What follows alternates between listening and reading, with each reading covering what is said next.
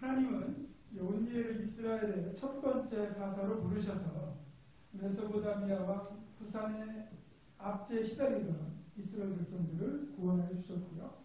이 온니엘이 다스리던 40년 동안은 정말 평화의 시대로 그렇게 살 수 있었습니다. 하지만 온니엘이 죽고 나니까 이스라엘 자손들이 또 여호와 앞에 죄를 짓기 시작했습니다. 그래서 하나님 이번에는 그런 이스라엘을 징계하는 도구로 들어서신 나라가 모압이라는 나라입니다. 모압은 요단 동편에 자리하고 있는 나라로 아브라함의 조카였던 롯의 후손들이 세운 나라입니다.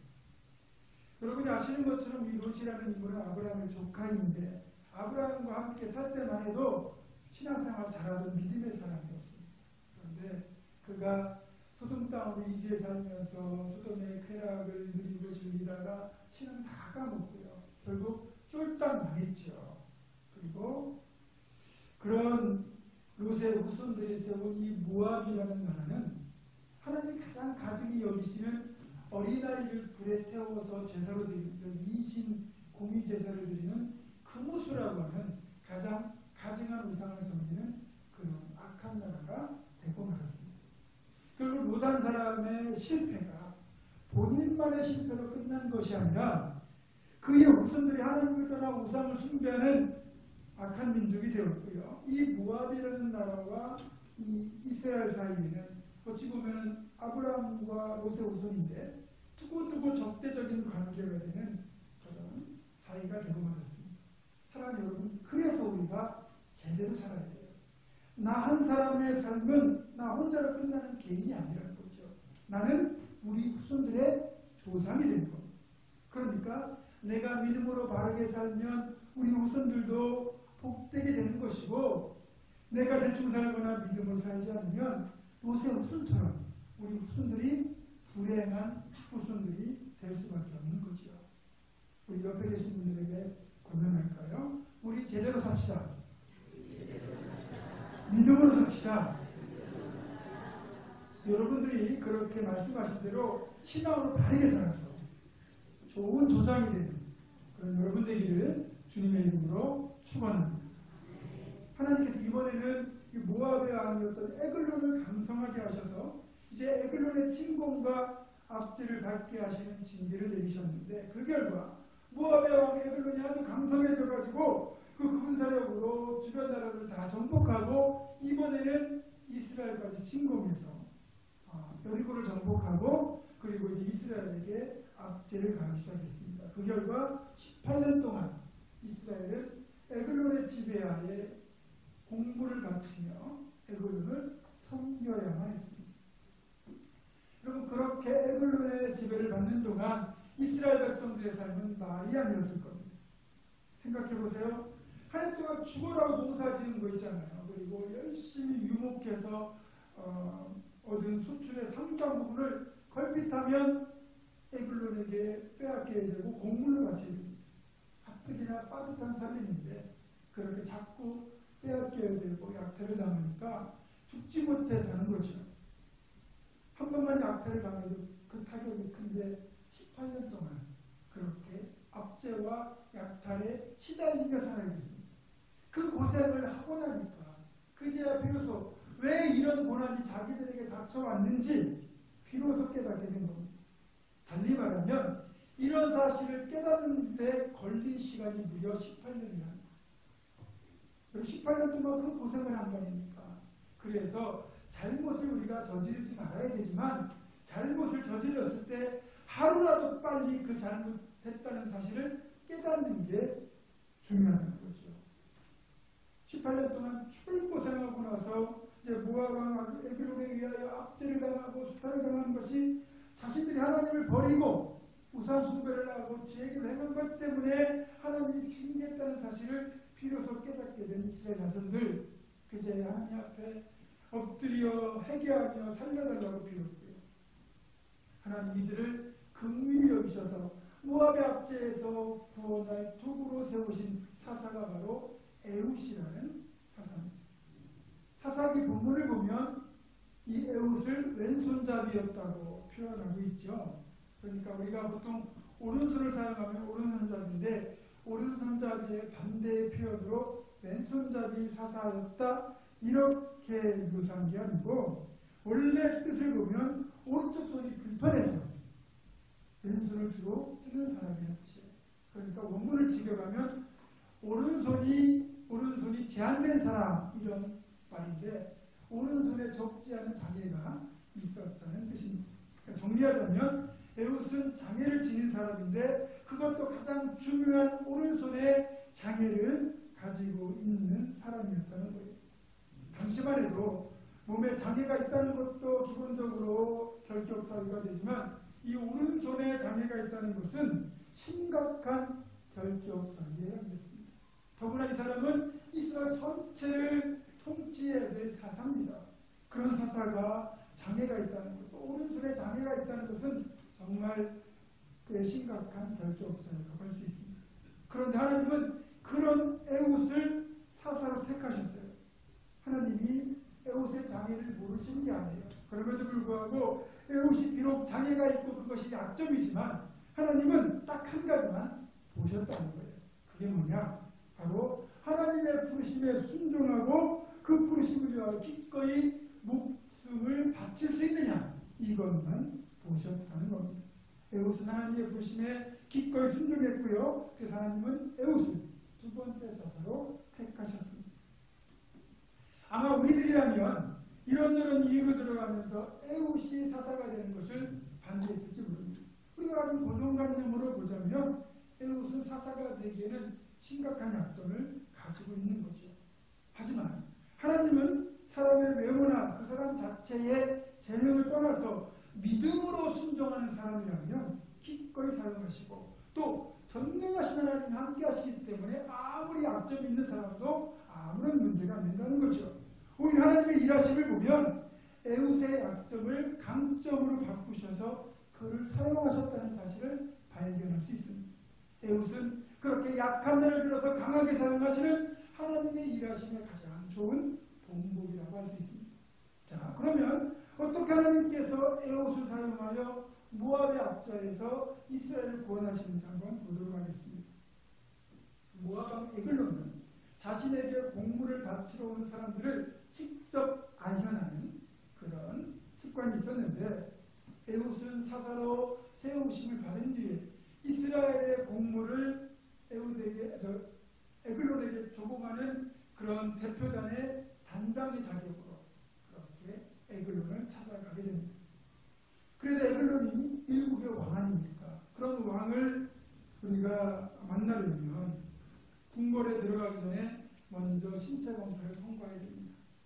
고대에는 개인이 소지하는 무기가 주로 창이나 칼, 활 같은 건데 그런 것들은 궁궐 입구에서 다 내려놔야 되고요. 혹시라도 모를 그런 무기를 숨겼을 것에 대비하여 몸 수색까지 받고 아무런 무기가 없다고 확인될 때만 비로소 왕 앞에 설 수 있었습니다.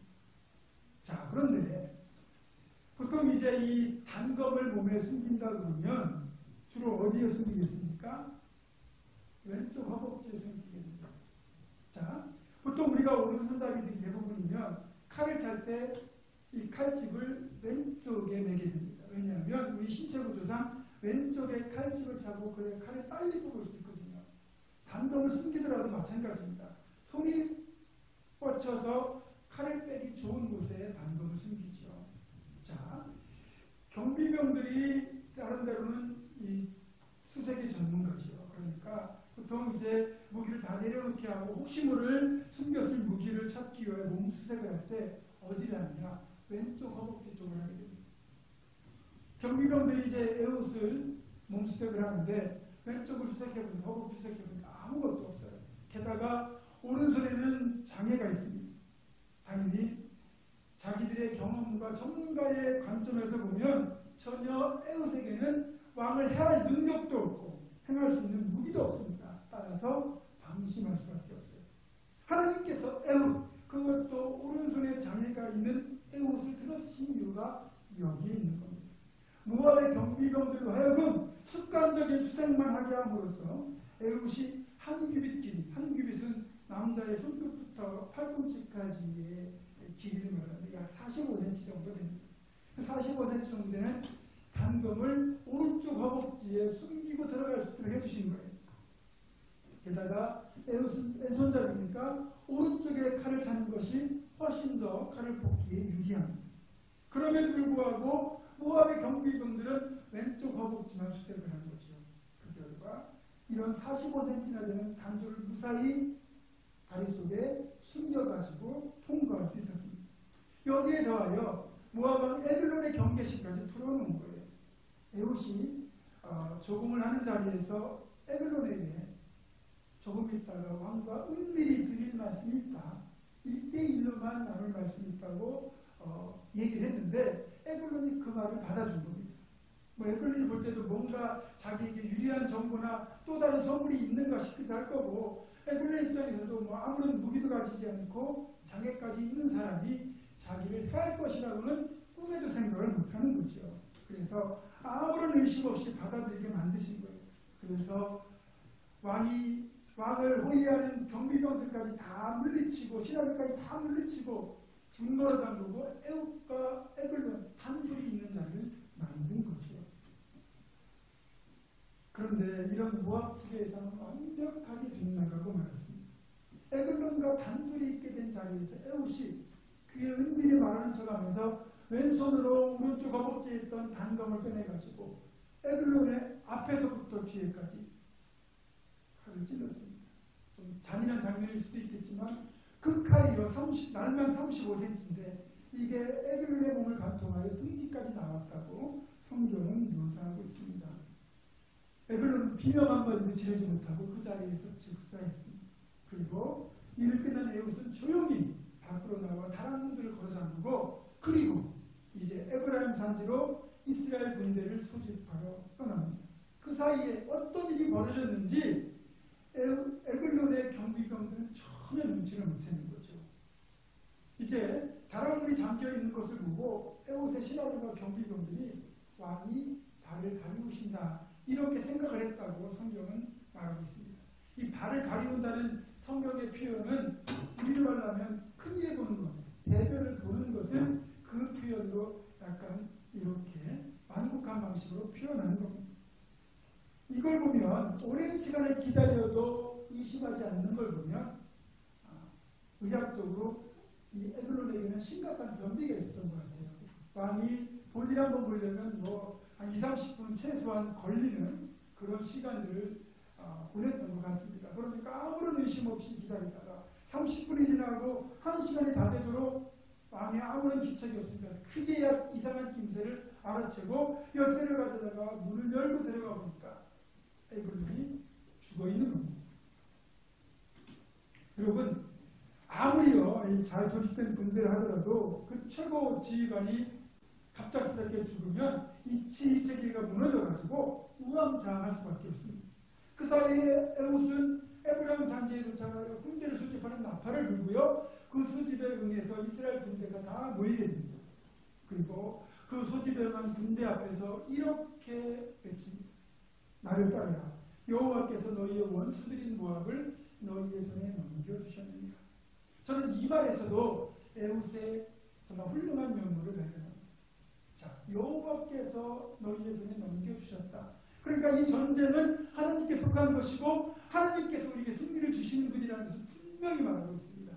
그리고 너희의 원수들인 모압, 그러니까 너희들에게 책임이 있다. 그리고 너희의 손에 넘겨주셨다. 그러면서 이 전쟁에 승리하더라도 이 전쟁의 승리의 공을 자기가 차지하는 게 아니라 이스라엘 모든 군대에 돌리고 있는 거죠. 그의 겸손함과 지혜를 엿볼 수 있는 말이기도 합니다. 자, 이렇게 하나님이 도우셨고 에웃이 믿음으로 통솔하는 이스라엘 군대는 정말 강했습니다. 그리고 통치자를 잃은 모압 군대는 에웃이 이끄는 이스라엘 군대를 막아내지 못하고 모압의 정예 군사 1만 명이 요단나루 쪽에서 다 죽임을 당하고 말았습니다. 이날 죽임을 당한 모압의 군사들은 우리말로 하면 일당백이라고 하는 하나같이 뛰어난 용사들이었지만 에웃의 지휘 아래 똘똘 뭉친 이스라엘 군대, 그리고 하나님께 도우신 이스라엘 군대 앞에서는 속수무책으로 당할 수밖에 없었습니다. 이스라엘이 그렇게 강력한 모압의 군대를 육지로 비로소 자유와 주권과 평화를 되찾을 수 있었습니다. 이번 일은 모압과의 전쟁의 승리를 통해서 우리는 하나님의 놀라운 일하심을 발견할 수 있습니다. 그 첫 번째, 하나님의 일하심은 약한 자를 택하셔서 강한 자를 깨뜨리신다는 겁니다. 달리 말하면 우리의 약함을 이용하여 강하게 하신다는 거죠. 에웃은 오른손에 장애가 있다는 결정적인 약점이 있습니다. 그럼 하나님은 에웃의 이런 약점을 이용하여 에글론과 모압을 무찌를 수 있도록 역사하셨어요. 그리고 에웃에게서 나온 이런 모든 지략과 용맹은 하나님의 부르심에 에웃이 순종할 수 있었을 때 가능했던 구원의 역사였습니다. 이런 약함, 어찌 보면 정말 절망적인 약함을 통해서도 일하시는 하나님의 일하심을 우리 열왕기하 6장에서도 발견할 수 있습니다. 열왕기 6장을 보면 그 당시 가장 강력한 나라였던 이 아람과 그리고 북왕국 이스라엘 사이에 전쟁이 일어났는데 이 아람의 강력한 공격 앞에 이스라엘 군대가 다 쫓겨가지고 사마리아 성 안에 갇혀버리고 맙니다. 이 아람 군대가 포위하고 있으니까 개미 한 마리 빠져나갈 수 없는 물샘터로 포위하고 있어서 외부에서 식량을 조달할 수가 없습니다. 포위되어 있는 동안 성 안에 있는 식량이 점점 더 떨어져 갔겠죠. 그리고 그 시간이 지나면서 성 안에는 진짜 알기대로 죽음의 공포가 둘러싸고 있었습니다. 아이를 잡아먹고 살려먹는 일들이 있을 정도로 끔찍한 일이 벌어지는 참혹한 현장이 펼쳐지고 있었습니다. 이들이 죄악 때문에 그런 일이 벌어진 거지만 하나님이 이들을 긍휼히 여기셔서 구원하기로 작정하셨습니다. 그런데 이들을 구원하는 도구로 선택받은 사람이 누구냐? 왕도 아니고 군인도 아니고 정상적인 사람도 아니고 나병 환자들이었습니다. 나병 환자는 사람들로부터 돌에 맞아서 그렇게 죽을 수도 있는 천형이라고 하는 형벌을 몸에 지니고 다는 사람들이잖아요. 그런데 이 나병 환자들 입장에서도 이제 어쨌든 자기들이 살려면 사람들에게 구걸을 해서 살아야 되는데 이 전쟁통에 먹을 걸 구할 수가 없는 거예요. 굶어 죽게 생겼습니다. 그러니까 어차피 사마리아 성에 가도 먹을 게 없고 어디 가도 구걸할 게 없는데 그래도 아람 군대 진영에는 먹을 게 있지 않느냐. 우리가 거기 가서 먹을 것을 구하고 만약에 안 주면 굶어 죽든 맞아 죽든 죽기는 매 한 가지다. 그러면서 아람 진영으로 발걸음 옮깁니다. 그런데 이때만 해도 이미 하나님이 이스라엘을 구원하시려고 아람 군대로 하여금 엄청난 대군에 몰려오는 말발구스리를 듣게 하신 거예요. 그러니까 이들 생각에는 이스라엘 왕이 큰 돈을 들여가지고 외국에서 원군을 불러왔는 모양이다. 그렇게 생각을 하고요. 이들이 당황하니까 그냥 자기들이 가지고 있던 불리한미와 전리품을 그대로 놓고 거름한 아살리아를 그리고 주랭랑을 친 거예요. 가보니까 군대를 놓고 식량과 전리품만 잔뜩 쌓여있는 거죠. 이들이 우리만 이걸 누릴 수 없다. 그래서 사마리아 성에 가서 이 사실을 알리죠. 그리고 그 남겨졌던 불량과 전리품으로 굶주려서 죽을 뻔했던 사마리아 성이 구원을 받게 됩니다.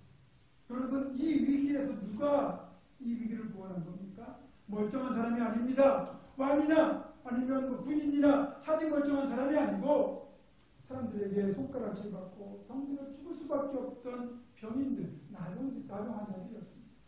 우리는요, 내가 몸이 병들면 아무것도 못한다고 생각합니다. 할 수 있는 거 많습니다. 하나님이 사용하시면 나는 약하고 병들고 가진 것 없어도 얼마든지 놀랍게 사용하실 수 있거든요. 근데 우리는 나 자신만 봅니다. 그러니까 순종 못하는 거죠. 두 번째로 하나님의 어리석음이 사람보다 지혜롭다는 것을 우리는 이 사건에서 알 수 있습니다. 사람의 지혜를 뛰어넘는 하나님의 계심을 여기서 발견하는 거예요. 하나님의 선택을요, 사람의 입장에서, 사람의 눈에서 보면 이해가 안 됩니다. 어리석어 보이기까지 합니다. 아니, 지금 강력한 모압의 지배에서 이스라엘 구원하려면 위대한 용사를 써도 부족할 텐데 저렇게 자기가 있는 사람을 쓴다는 게 말이나 될까? 라고 생각할 수 있습니다. 중대한 착오로 판단 미스를 보일 수 있습니다. 그런데 이거는요, 소위 똑똑하다는 사람들, 다른 데는 경험과 지식으로 완벽하게 일처리할 수 있다고 생각하는 사람들이 볼 때는 더욱더 그렇게 보입니다. 에글론의 입장에서 마찬가지예요. 또 경호원들 입장에서도 마찬가지예요. 자기들이 워낙 강력하고 그리고 완벽하게 이런 위험 요소를 제거할 수 있을 거라고 생각을 했을 거예요. 그런데 오른손에 장애도 있고 오른쪽 허벅지에 칼을 숨겼다고 이들은 꿈에도 생각 못했죠. 내가 무기를 다루는 데는 전문가이기 때문에 그 시각으로 보면 왼쪽 허벅지에 칼을 찰 정성 아니겠습니까? 그래서 몸수색을 했는데 왼쪽 허벅지 수색했는데 없는 거죠. 그래서 안심하고 보낸 겁니다. 그게 가장 중요한 판단차고 자신들의 지혜를 믿었던 어리석음의 결과였습니다. 하나님의 판단은 어리석어 보이는데 오히려 사람의 지혜를 역이용하신 거죠. 하나님의 지혜를 사람이 어떻게 이길 수 있겠습니까? 그리고요, 우리가 이 신앙의 영역에 자꾸 세상의 지혜를 들이미는 사람들이 있어요. 이거는 이렇게 해서 안 됩니다. 하나님의 일에는 우리 믿음이라는, 그리고 하나님의 일하시면은 거룩한 영역이 있는데 그걸 자꾸 세상의 영역으로만 판단하려고 하니까 결국 그것 때문에 우리는 하나님의 일을 감당하지 못하는 거예요. 하나님은요, 세상의 지혜로운 사람보다 단순하더라도 하나님을 신뢰하는 순전한 믿음으로 행하는 자들을 더 기뻐하십니다. 제가 전에 예언으로 들었던 이야기인데 오늘 주제와 관련해서 한 번 더 말씀드리려고 합니다. 여성들의 입장에서도 쌍꺼풀이 있으면 더 예뻐 보이지 않습니까? 근데 쌍꺼풀이 없는 게 복되게 된 경우를 제가 예전에 한번 말씀드렸어요. 유럽 성악계에 아주 떠오른 별과 같은 여성, 한국 여성이 있었는데 일찍 이제 이탈리아로 음악 유학을 가서 열심히 공부했습니다. 꽤 실력이 있는 것 같아요. 근데 뭐 빛을 보지 못하는 거죠. 뭐 이탈리아에 성악을 공부하는 사람이 뭐 수천 명이라고 하니까 거기서 뭐 두각을 나타낸다는 게 쉬운 일은 아닐 겁니다. 근데 이제 이 여성의 입장에서는 자신이 두각을 나타내지 못하고 그렇게 쓰이지 못하는 이유가 쌍꺼풀이 없는 매물 때문에 그런 거 아닌가 싶어가지고 남편을 조르고 졸라서 허락을 받고요. 그리고 이제 한국에 있는 어머니한테 전화해가지고 이제 쌍꺼풀 수술을 잘한다는 유명한 성형외과에 예약을 했습니다. 그리고 이제 한국으로 출발하기 전 주일에 이렇게 주일에 참석을 했는데 그 교회 목사님이 눈치도 없이 이렇게 설교했습니다. 여러분, 왜 하나님이 주신 것을 감사하지 않습니까? 왜 쌍꺼풀 수술을 합니까? 쌍꺼풀 수술하고 죽어서 나중에 주님 앞에 갔을 때 그 사람이 쌍꺼풀 주신 일이 없기 때문에 너는 누구냐? 라고 하시면 어떡하겠습니까? 이렇게 설교를 하신 거예요. 주님이 쌍꺼풀 수술했다고 몰라보시겠습니까? 성형 수술했다고 몰라보시겠습니까? 주님 다 아시죠? 그냥 목사님이 눈치 없이 고지식하게 설교를 한 거예요. 그런데 이 여성은 그 말씀을 자신에게 주시는 하나님의 음성으로 받아들였습니다. 그리고는 한국에 전화를 해서 수술 예약을 취소해달라고 말씀을 드렸습니다. 그 있고 얼마 지나지 않아서 열렸던 한 콩쿠르에서 이 여성이 대상을 받았습니다. 그 놀랍게도 그 자리에 관객석에 독일의 유명한 오페라 극장의 극장을 책임지는 극장장이 참석하고 있었는데 이분이 이 여성에게 오페라의 주인공 역을 제의한 겁니다. 너무 놀라가지고 왜 나를 캐스팅을 했냐고 그렇게 질문했더니 이분이 그러는 겁니다. 이제 오페라 나비 부인을 공연을 해야 되는데 이 나비 부인은 그 주인공이 일본 여성입니다. 근데 이탈리아에 성악을 한 일본 여성들은 전부 쌍꺼풀 수술을 한 거예요. 그래서 원래 이 작품의 내용과는 맞지 않는다. 동양 여성은 대부분 쌍꺼풀이 없다고 생각을 한 것 같아요. 근데 이날 콩쿠르에서 보니까 대상을 탄 실력도 있는 여성인데 쌍꺼풀이 없는 거예요. 그래서 당신을 캐스팅했느라고 그렇게 대답을 했습니다. 외모라는 측면에서 쌍꺼풀이 없는 것이 어쩌면 약점일 수도 있는데 하나님은 이 여성의 약점을 이용해서 오페라의 주인공이 되고 그리고 성악계의 뚜껑을 나타내는 축복으로 바꾸어 주신 겁니다. 여러분, 하나님은요 놀라운 분이에요. 그분을 하시며 우리를 맡기기만 하면 어떤 일이 벌어질지 모릅니다. 자, 말씀을 정리합니다. 바울 사도는 고린도후서 12장 10절에서 이렇게 고백합니다. 그러므로 내가 그리스도를 위하여 약한 것들과 능력과 궁핍과 박해와 곤고를 기뻐하니 이는 내가 약한 그때에 강함이다. 바울 사도는 자신이 약했을 때 오히려 강하게 쓰임받았다는 것을 고백하죠. 그리고 오늘 본문에서 우리는 에웃의 약함을 들어서 강하게 사용하시는 하나님의 일하심을 보게 됩니다. 물론 에웃의 약함만 들어 사용하신 것이 아니고 하나님은 우리의 약함도 들어서 동일하게 사용하시는 분입니다. 하나님은 아무리 부족하고 연약한 사람이 할지라도 하나님의 부르심에 순종하기만 하면 놀라운 일을 행하시는 분이죠. 우리가 앞에서 불렀던 찬송가 563장 예수 사랑하심을 3절 가사를 저는 정말 좋아해요. 내가 연약할수록 더욱 귀히 여기사. 우린 연약하면 사람들이 나를 싫어한다고 좋아하지 않는다고 생각을 해요. 그런데 하나님만큼 내가 연약해도 더 귀히 여기십니다. 일반 우리는 내가 잘나고 능력 있어야 사람들이 나를 좋아하고 하나님도 그럴 거라고 생각을 합니다. 예를 들면 헌금 많이 하고 헌신 많이 하고 재능이 많아야 하나님이 날 좋아하지 않을까 이렇게 생각합니다. 그리고 그런 나를 귀히 쓰실 거라고 생각합니다. 그렇지 않습니다. 하나님은 전능하신 분이잖아요. 그런 분이 뭐 아쉽다고 우리의 물질과 재능 그런 것들을 보시겠습니까? 그분은 딱 하나 순종하는지 그것만 보십니다. 그러니까 여러분 하나님이 부르시고 일을 맡기실 때 무조건 순종하십시오. 그러면 하나님이 역사를 이루십니다. 하나님이 쓰실 때는 우리의 강함이나 약함은 아무런 문제가 되지 않습니다. 오직 그분이 얼마나 사랑하고 믿음으로 순종하는지만 보시는 거예요. 제 아무리 능력이 출중하고 용기 있다 하더라도 믿음과 겸손이 없고 하나님 앞에 하나님 명령에 순종하지 않는다면 하나님은 그런 사람 쓰지 않습니다. 사랑 여러분 분명히 기억하십시오.